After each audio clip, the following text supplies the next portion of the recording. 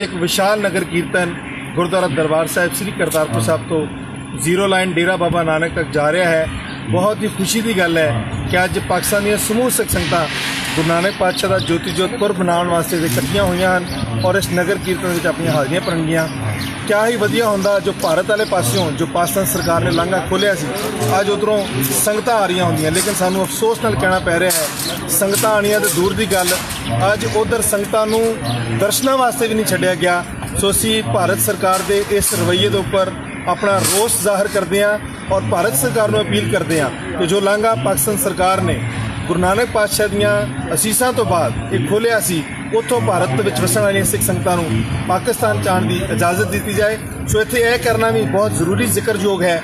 जो पालकी साहब के आप दर्शन कर रहे हो, ये पाकिस्तान सिख गुरुद्वारा प्रबंधक कमेटी की तरफों विशेष तौर पर श्री करतारपुर साहब से भेंट की गई है।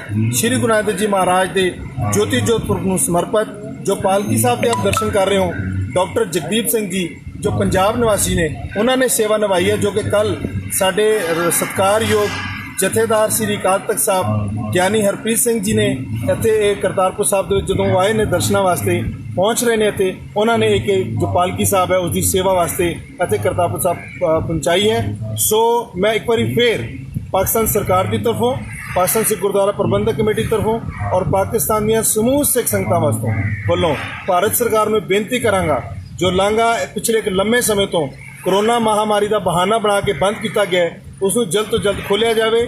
संगतां इत्थे आण, बाबे नानक की मिट्टी नूं आके मत्था टेकण, उसनूं अपने मस्तक नाल लाण, गुरु घर दीआं खुशियां प्राप्त करन। वाहिगुरू जी का खालसा, वाहिगुरू जी की फतेह। जी बहुत शुक्रिया। और तुसीं इस टाइम लाइव देख रहे सी गुरुद्वारा दरबार साहिब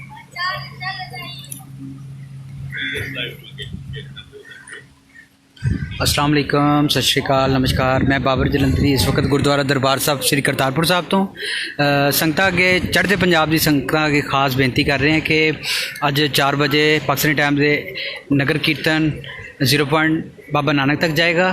तो आप सब संगत अगे यही बेनती है कि 4 बजे गुरुद्वारा डेरा बाबा नानक पहुँचो तो नगर कीर्तन के दर्शन दीदार करो।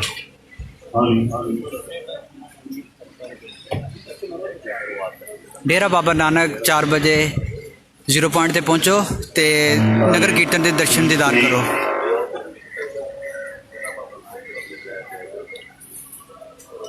पालकी साहब सजाए जा रहे हैं।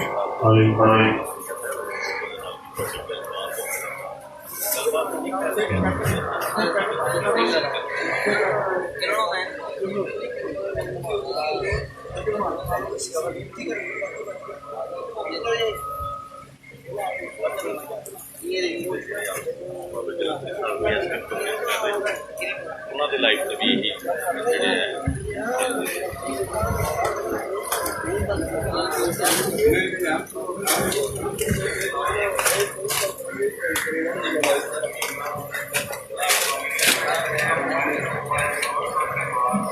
यही आगे इहदा हार बनाना कि फ्रंट पे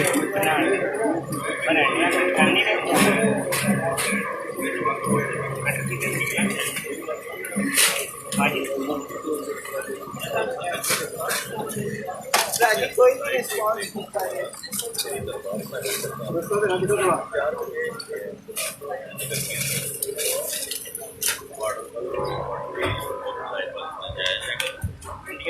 कल पालकी साहब जथेदार ज्ञानी हरप्रीत सिंह जी लैके आए सी, वाघा बॉर्डर है।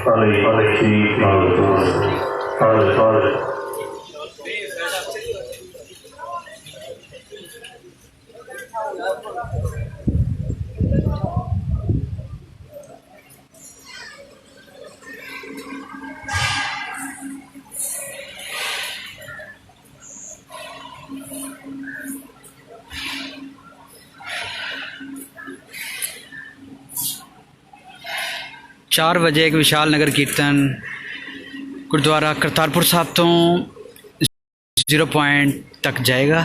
तो डेरा बाबा नानक ते हिंदुस्तान साइड तो संगत पहुँच सकती है।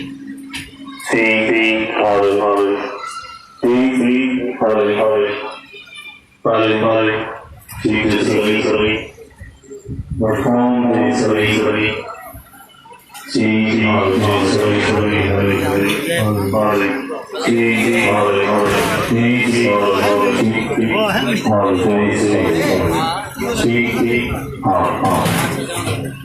लगी सेवा करना